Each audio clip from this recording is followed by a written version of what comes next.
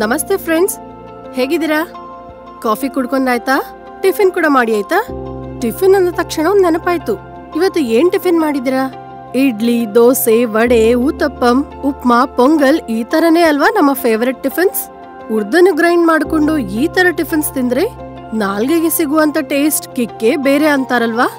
Kick ವಿಷಯವನ್ನ ಪಕ್ಕದಲ್ಲಿಟ್ರೆ ಉರ್ದು ನಮ್ಮ ಹೊಟ್ಟೆಯೊಳಗೆ ಹೋದ ಮೇಲೆ ನಮಗೆ ಏನೆಲ್ಲ ಮಾಡುತ್ತಂತ ನಿಮಗೆ ಗೊತ್ತಿದ್ಯಾ?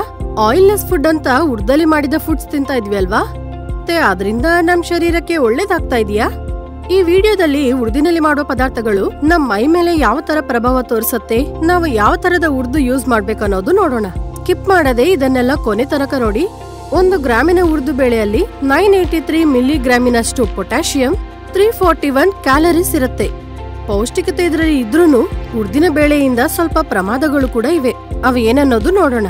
ಉರ್ದಿನ ಹೊಟ್ಟು ತೆಗಿಯೋಕೆ, ಅದೇ ತರ ಜಾಸ್ತಿ ದಿನ ಹಾಳಾಗದೆ ಇರೋಕೆ ಬೊರಾಕ್ಸ್ ಅನ್ನೋ ಕೆಮಿಕಲ್ ಅನ್ನ ಯೂಸ್ ಮಾಡ್ತಾರೆ. ಕೆಮಿಕಲ್ಸ್ ಇಂದ ಹೊಟ್ಟು ತೆಗ್ದ ಉರ್ದು ಬೇಳೆನ ತಿಂದ್ರೆ ಮೈಯೊಳಗೆ ಮಲ ಜಾಸ್ತಿ ಸೇರ್ಕೊಳ್ಳುತ್ತೆ. ಎಲ್ಲ ರೋಗಗಳಿಗೆ ಕಾರಣ ಮಲ ಸೇರ್ಕೊಂಡ್ ಹೋಗೋದೆ ಅಂತ ಅಧ್ಯಯನಗಳು ಹೇಳ್ತಾ ಇವೆ. ನಿಶ್ಚಲ ಜೀವನ ವಿಧಾನವನ್ನು ಅನುಸರಿಸ್ತಾ ಇರುವ ನಾವು ಉರ್ದಿನ ಬೇಳೆ ಯೂಸ್ ಮಾಡಿದ್ರಿಂದ ನಿಮ್ಮು ಸೇರತ್ತೆ, ಅಲರ್ಜಿ ಕೂಡ ಬರುತ್ತೆ. ಸೈನಸೈಟಿಸ್, ಶ್ವಾಸಕೋಶದ ರೋಗಗಳು ಈ ತರದ ಅಪಾಯಗಳು ಬರುವಂತ ಚಾನ್ಸಸ್ ಇವೆ. ಈ ಬೇಳೆ ತಿನ್ನೋದ್ರಿಂದ ಎಲುಬಲ್ಲಿ ಇರುವಂತ ಮಜ್ಜ ಡ್ರೈ ಆಗತ್ತೆ, ಎಲುಬುಗಳನ್ನು ತಿನ್ಬಿಡುತ್ತೆ. 30 ವರ್ಷದ ವಯಸ್ಸಿನಲ್ಲೇ ಮೊಣಕಾಲು ನೋವು, ಆಸ್ಟ್ರಿಯೋಪೊರೋಸಿಸ್, ಆಸ್ಟ್ರಿಯೋ ಆರ್ಥರೈಟಿಸ್, ಸರ್ವೈಕಲ್ ಸ್ಪಾಂಡಿಯೋಸಿಸ್, ಲುಂಬರ್ ಸ್ಪಾಂಟಿಲೈಸಿಸ್ ಈ ತರದ ರೋಗನ್ನು ನಾವು ಫೇಸ್ ಮಾಡ್ಬೇಕಾಗತ್ತೆ. ಮೈಯಲ್ಲಿ ಬ್ಲಾಕ್ಸ್ ಬಂದ್ಬಿಟ್ಟು ರಕ್ತ ಪ್ರಸರಣೆ ಆಗೋದು ಕಷ್ಟವಾಗತ್ತೆ. ಪ್ರೋಟೀನ್ಸ್ ಜಾಸ್ತಿ ಇರೋದ್ರಿಂದ ಸಾಕಷ್ಟು ಶಾರೀರಿಕ ಶ್ರಮ ಇಲ್ಲದೆ ಹೋದ್ರೆ ಮೈಯಲ್ಲಿ ಕೊಬ್ಬು ಸೇರ್ಕೊಂಡ್ ಹೋಗಿ ಒಬೆಸಿಟಿ ಬಂದ್ಬಿಡತ್ತೆ. ಮೈಯಲ್ಲಿ ಗ್ಯಾಸ್ ಫಾರ್ಮ್ ಆಗತ್ತೆ. ಕ್ಯಾನ್ಸರ್ ತರದ ದೀರ್ಘಕಾಲಿಕ ರೋಗ ಬರೋ ಚಾನ್ಸಸ್ ಕೂಡ ನಮಗೆ ಇರುತ್ತೆ. ಶಾರೀರಿಕ ಶ್ರಮ ಮಾಡುವವರೇ ಉರ್ದು ತಿನ್ಬೇಕು ಅಂತ ಆಯುರ್ವೇದ ವೈದ್ಯರು ಹೇಳ್ತಾ ಇದ್ದಾರೆ.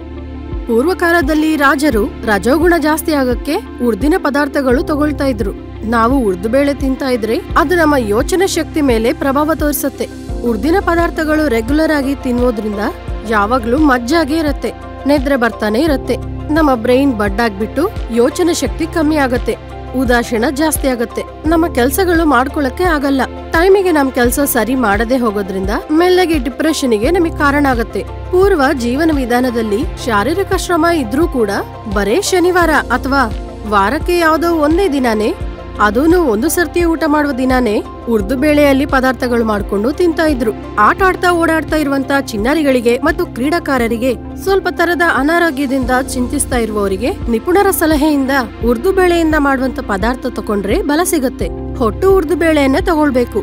ಉರ್ದು ಬೇಳೆ ಅಡಿಗೆಗಳು ಸ್ವಲ್ಪಷ್ಟು ಮೋತಾದದಲ್ಲಿ ತಗೊಳ್ಬೇಕು. ಇದು ರಾತ್ರಿ ತಿನ್ನದೇ ಇರೋದೇ ಒಳ್ಳೇದು. ಒಂದು ವೇಳೆ ತಿಂದ ನಂತರ ಸ್ವಲ್ಪ ಆದ್ರೂ ಶಾರೀರಿಕ ಶ್ರಮ ಇರುವ ತರ ನೋಡ್ಕೋಬೇಕು. ಮೈಗೆ ಬೇಕಾದಷ್ಟು ಮಾಂಸಕೃತಿಗಳು ಉತ್ಪತ್ತಿ ಆಗುವಂತ ಲಕ್ಷಣ ಉರ್ದು ಬೇಳೆಯಲ್ಲಿ ಇದೆ. ಉರ್ದು ಬೇಳೆ ಮಾಂಸಾಹಾರಕ್ಕೆ ಸಮಾನ ಅಂತ ದೊಡ್ಡವರು ಹೇಳ್ತಾ ಇರ್ತಾರೆ. ಉದಾಹರಣೆಗೆ ದಸರಾ ಹಬ್ಬಕ್ಕೆ ಮಾಂಸಾಹಾರರು ಮಾಂಸ ಮಾಡಿದ್ರೆ ಶಾಕಾಹಾರರು ಮಾತ್ರ ಉರ್ದು ಬೇಳೆ ಅಡಿಗೆವನ್ನು ಮಾಡ್ತಾ ಇದ್ರು. ದೊಡ್ಡವರ ಶ್ರಾದ್ದ ಮಾಡ್ತಾ ಇರುವಾಗ ಶಾಕಾಹಾರರು ಮಾಂಸಾಹಾರಕ್ಕೆ ಪ್ರತ್ಯಾಮ್ನಾಯಾಗಿ ಉರ್ದು ಬೇಳೆಯ ಅಡಿಗೆಗಳು ಮಾಡ್ತಾ ಇರ್ತಾರೆ. ಮಾಂಸಾಹಾರಕ್ಕೆ ಕೊಡುವಂತ ಕಂಡ ಪುಷ್ಟಿ ಉರ್ದು ಬೇಳೆ ಕೊಡತ್ತೆ ಅಂತ ಉರ್ದು ಬೇಳೆ ಯೂಸೇಜ್ ಜಾಸ್ತಿ ಆಯ್ತಾದ್ರೆ ಮಾಂಸಾಹಾರ ತಕೊಂಡ್ರೆ ಎಷ್ಟು ಫ್ಯಾಟ್ ಬರ್ನ್ ಮಾಡ್ಬೇಕೋ ಉರ್ದು ಬೇಳೆ ಪದಾರ್ಥಗಳು ತಿಂದ್ರೂನು ಅಷ್ಟೇ ಶ್ರಮ ಮಾಡ್ಬೇಕು. ಎಷ್ಟು ದಿನ ಅದನ್ನ ಹಾಗೆ ಇಟ್ರೂನು ಉರ್ದು ಬೇಳೆಯಲ್ಲಿ ಹುಳ ಬರಲ್ಲ ಅಂದ್ರೆ ಹುಳಗಳು ಕೂಡ ಮುಟ್ಟದ ಬೇಳೆ ಇದು. ಇದ್ರಲ್ಲಿ ಏನೂ ಇಲ್ಲ ಅಂದ್ರೆ ಉರ್ದು ಬೇಳೆ ಶೂನ್ಯ ಬೇಳೆ ಅಂತ ಹೇಳ್ಬೋದು.